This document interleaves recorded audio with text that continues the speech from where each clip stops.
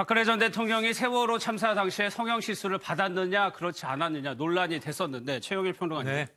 그 이후입니다. 그 이후지만은 김영재 원장의 정황이 나왔는데 조금 심상치는 않아요. 심상치가 않습니다. 이게 예. 특검이 재판부에서 밝힌 내용이에요. 그동안 말씀하신 대로 우리가 이 자리에서도 시술한 것 같다. 얼굴이 예. 변화가 있다. 사진 분석까지 하면서 다 봤지만 문제는 시술했다는 정황이 없었습니다. 그래서 특검도 마지막에 수사 발표 때 이것은 밝히지 못했어요. 그랬죠. 그런데 이제 나온 것이 뭐냐면 자 김영재 원장 그리고 그 부인 박채윤 씨 그 동선과 정황이 나왔는데 예.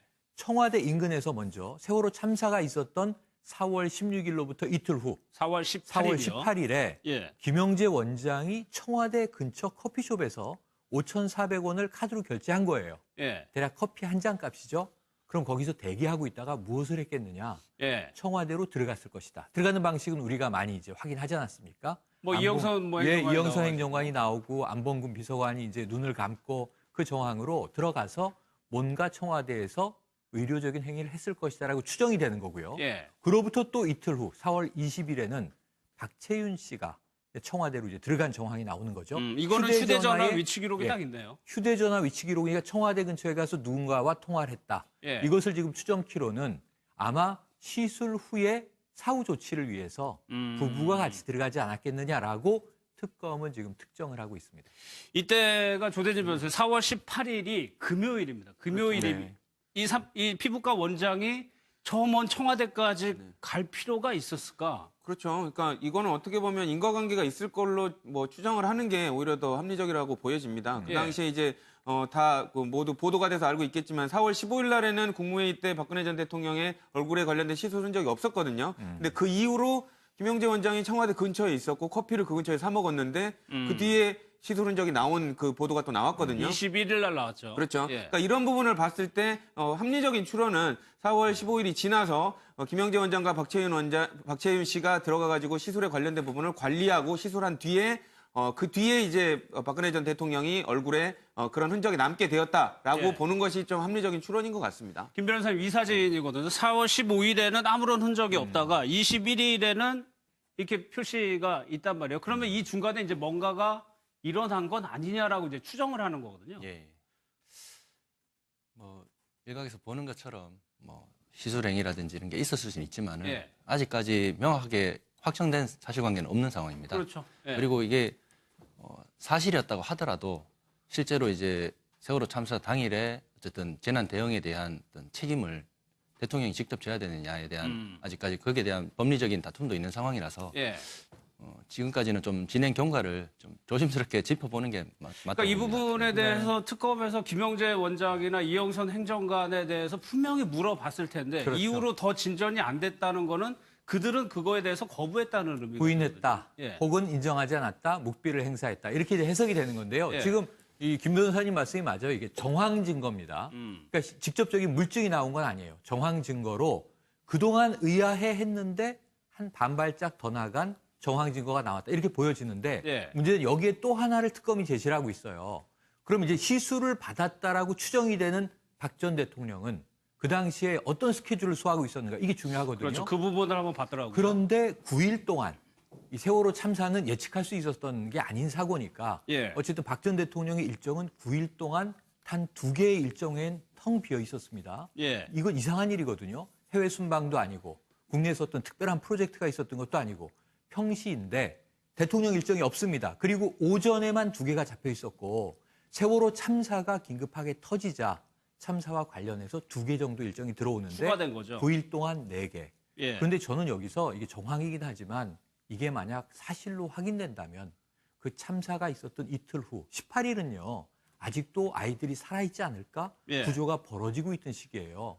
아무리 예정돼 있었다 하더라도 시술을 했어야 했는가 하는 문제에 대해서는 정말 이게 확인이 된다면 지금은 추론이지만 예. 국민적 공분은 또다시 높아질 것 같습니다. 그러니까 이 부분 일정이 이렇게 돼 있는 일정이었어요. 16, 17, 18까지 아무런 비어있고. 일정이 없고 4.19 때는 네, 어쩔 그렇죠. 수 없이 일정을 잡아야 되는 상황이었으니까 들어갔다고 치더라도 너무 일정이 없다. 그렇죠. 그러니까 저게 뭐 하루 이틀 사이의 일정이 아니라 뭐 한 일주일 가까운 일정에서 뭐 거의 일정을 모조리 뺐다라고 평가하시는 분도 있거든요. 예. 근데 그나마 4개 중에서 2개는 세월호가 발생해서 이 세월호 관련된 일정으로 급히 잡힌 겁니다. 그렇기 때문에 원래는 2개의 일정, 수석비서관 회의 말고 4.19 행사 말고는 전혀 일정이 없었다고 봐도 무방할 것 같고요. 그리고 4월 17일, 4월 16일, 4월 17일 날은 뭐 저도 팽목항에 가 있었는데 네. 관련해서 부모님들이 계속 왜 정부와 관련돼서 빨리 조치가 안 나오느냐, 뭐 팽목항에서 엄청나게 기다리고 있었던 상황이었거든요. 근데 그럼에도 불구하고 일정이 없이 진행이 되고 있었다. 아까 평론가님께서 말씀 주신 대로 국민들이 이 부분이 사실로 밝혀질 경우에는 정말 또 한 번 분노하지 않을까 싶습니다. 예. 예, 저는 좀 다른 생각을 가지고 예. 있는데요. 대통령의 어떤 공식 일정이 없다 그래가지고 수행하는 뭐 다른 세부적인 일정이 없다고 단정 짓는 것은 좀 무리가 있다고 봅니다. 예. 언론이라든지 뭐 다른 곳에 이제 공개된 일정이 있는 반면에 공개되지 않은 비공식 일정들도 얼마든지 수행할 그럴 수 수 있는 있죠. 부분이거든요. 예. 그 뭐 국가안전보장이라든지 다른 어떤 내밀한 영역에서 어떤 업무 수행도 있었을 수 있기 때문에 그 부분을 이제 아무런 일정 없이 그냥 청와대에만 계셨다라고 단정 짓는 것은 조금 무리가 있을 것 같습니다. 알겠습니다.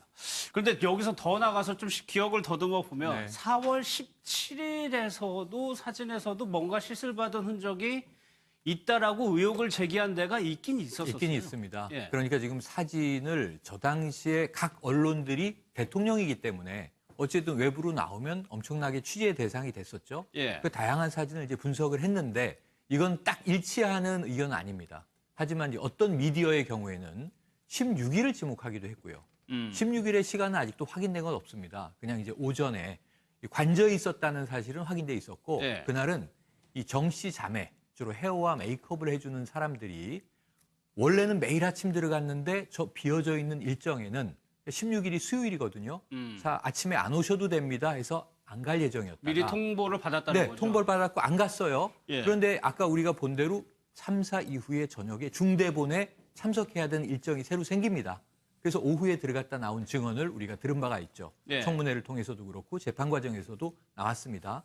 그렇다고 보면은 이 헤어와 메이크업을 하지 않았다. 그럼 대통령은 외부 일정은 없었다. 이렇게 봐도 무방합니다. 왜냐하면 박근혜 당시 대통령의 패턴이 있지 않습니까? 특성상? 네.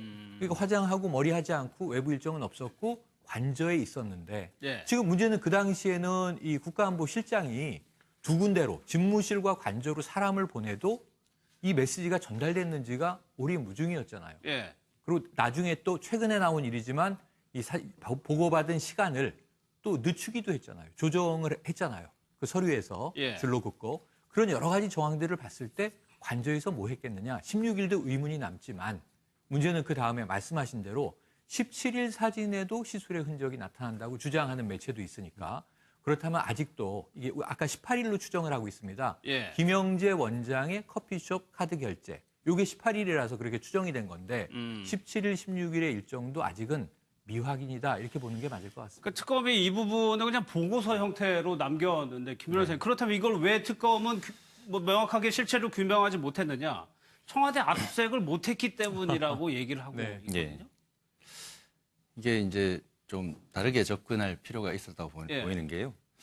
대통령 일정이라는 게 아까 보셨지만은 뭐 문서를 직접 본인이 검토를 해서 국정의 어떤 중요한 방향이라든지 정책을 어쨌든 본인이 점검하는 시간들도 공식 일정에 나와 있지 않지만은 얼마든지 있을 수 있는 부분이거든요. 예.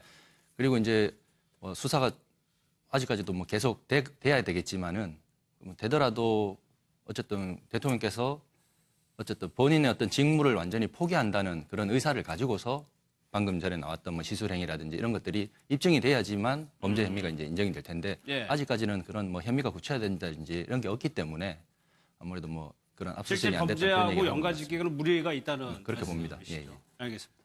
구치소 상황도 좀 한번 보면은 조대진 변호사 구치소장이 집을 못 간다. 관사에 대기하고 있다는 보도가 그러니까 워낙 또 뭐 별들이 많으니까 유명하신 분들이 많이 와 계시니까 이제 좀 뭐 이런 거 관리 때문에 힘드실 것 같긴 합니다. 그리고 예. 더더군다나 원래 이제 서울구치소는 사람도 많이 오는 곳인데 더더군다나 이제 유명한 사람들이 많이 와 있으니까 관리 때문에 또 이제 박근혜 전 대통령이 또 몸이 좀 아픈 이런 부분들 때문에 관리 때문에 못 간다고 지금 알려지고 있습니다. 예. 그래서 또 박근혜 전 대통령이 현재 지금 재판을 거부하고 있는 상황이고 또 병원에 뭐 가야 되는 상황도 지금 발생하고 있기 때문에 뭐 갈 수는 있지만 본인이 불편해서 못 가는 상황이 아닐까 이렇게 생각이 됩니다. 아, 본인이 워낙 좀 신경 쓸 게 많아. 그렇죠. 왜냐하면 일단 본인이 퇴근을 하고 싶지 않겠습니까? 근데 퇴근을 했을 때 또 무슨 비상사태가 발생이 되면 또 이제 본인의 책임 문제도 있을 수 있기 때문에 그냥 가느니 아예 여기 있는 게 낫겠다라고 생각을 했을 가능성이 더 높지 않을까 싶습니다. 박 전 대통령의 근황이 또 나왔었는데 그 특활비가 요즘 논란인데 그렇죠. 아침마다 이제 라디오를 방송을 틀어주는데 아마 인지는 하고 있을 거다라고 얘기를 하더라고요. 예, 인지하고 있겠죠. TV는 이제 본인이 독방이기 때문에 네. 이 켜야 되는 거죠. 그럼 거기는 이제 그 보람이 TV라고 해서 이 법무부 교정본부에서 편집해서 내보내는 뉴스가 나온다고 해요. 네. 최근에 우리가 조두순이 3년 후 출소인데 자기 관련 뉴스를 보고 있다. 이런 얘기도 보도된 적이 있거든요. 박 전 대통령도 TV를 틀면 뉴스에서 가장 핵심 이슈 중에 하나이기 때문에 당연히 기본적인 보도는 인지하고 있을 텐데 예. 또는 TV를 틀지 않으면 말씀하신 대로 라디오로 보이스를 통해서라도 외부 정보들을 간헐적으로 들을 거거든요. 예. 그럼에도 불구하고 대통령으로 재직할 때나 아니면은 정치인 시절에 비하면 보통 비서가 다 그날의 뉴스를 정리해서 중요한 것들을 선별해서 보고서로 제출하면 박 전 대통령을 문서로 읽는 것이 이제 습관이었는데 문고리 3인방도 없죠. 지금 완전히 제가 보기에는 이게 구치소라는 건물에 있을 뿐이지 예. 동굴에 칩거해 있는 그러니까 스스로 칩거한 상황이란 말입니다.